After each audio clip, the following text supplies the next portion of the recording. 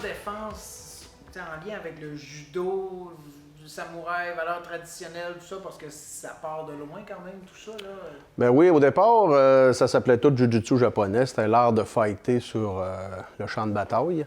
Et puis là, ben, il y a eu des alternatives. Le judo est devenu un sport. Mais l'autodéfense en tant que telle a toujours été là depuis des millénaires, là. L'art du samouraï, c'est l'art de l'autodéfense, tant qu'à moi. Et puis, ça s'adresse à qui? Ça s'adresse à tout le monde. On a une grosse clientèle, nous autres, où c'est très diversifié. On a des femmes, on a des hommes. On a des victimes qui nous approchent beaucoup parce qu'ils ont besoin de sortir de leur carapace. Ils ont besoin de retrouver une confiance en eux, une vie saine. Puis ils ont besoin d'avoir un sentiment de sécurité. Qu'est-ce que vous amenez à ces gens-là sur le plan, que ce soit sur le plan technique, mental, physique, qu'est-ce qu'on vient chercher ici?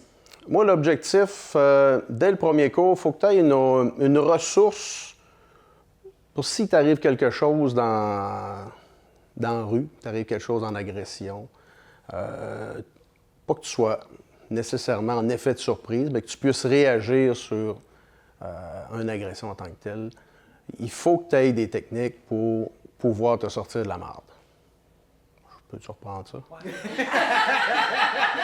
Juste cette phrase-là. Sortir des difficultés. Fait qu'il faut que tu aies des techniques pour pouvoir te sortir de difficultés qui vont arriver, tu sais jamais quand. Là, ça fait combien de temps que vous offrez ces cours d'autodéfense?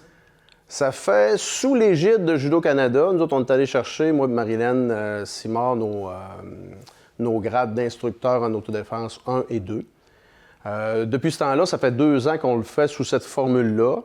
Mais ça fait plus de 20 ans, moi, que je donne des cours style autodéfense, qu'on appelait à l'époque MMA, Mixed Martial Arts, où je comprenais le meilleur de chacun des sports pour faire un tout, pour pouvoir avoir des ressources pour sortir de pétrin ou de difficultés.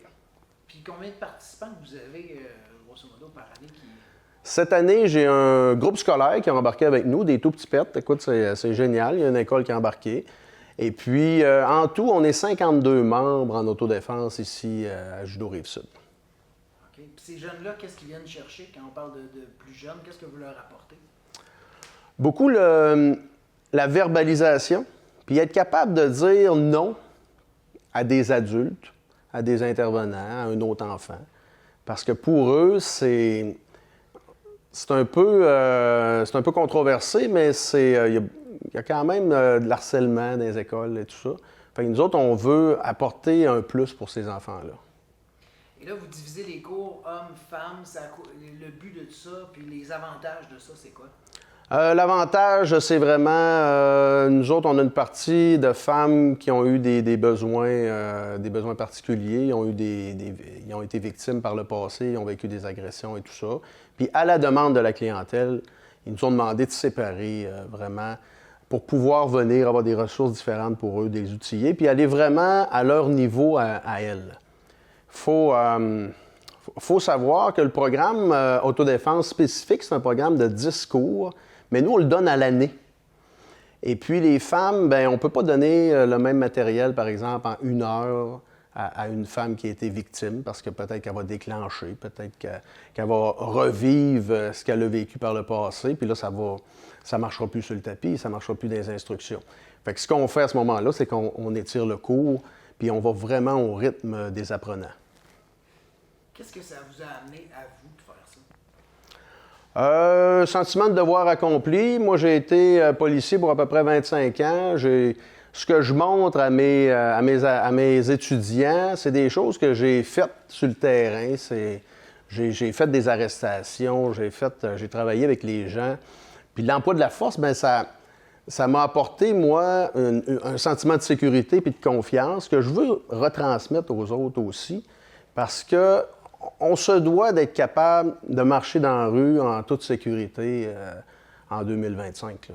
Ça fait pas de sens d'avoir peur de marcher partout. Là. Puis le Canada, c'est un pays safe là, quand même. Là. Fait qu'on ne devrait pas avoir peur de marcher dans nos quartiers, là. Tu sais, au-delà du côté technique, on parle beaucoup de confiance en soi. Qu'est-ce que ça peut faire comme confiance en soi? Dans le fond, dans vos mots, là, peut-être dire que ça peut des fois désamorcer des situations avant même qu'il y ait quoi que ce soit, le fait de juste voir quelqu'un qui a une attitude de confiance en lui. Oui, on va travailler beaucoup sur la posture. On va travailler sur comment agir et interagir avec une personne agressive, par exemple. On va travailler sur les signes précurseurs d'agression.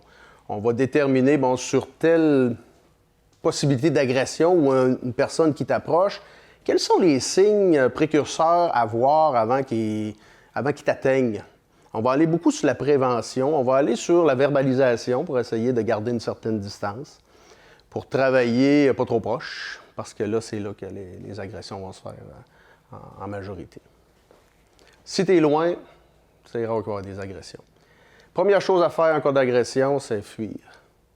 Fait que si tu l'apprends, dans ta tête, ça devient une option. D'être capable de dire, moi, je ne veux pas rester dans cette situation-là, stop, puis je m'en vais. Ça, c'est la première chose qu'on leur enseigne.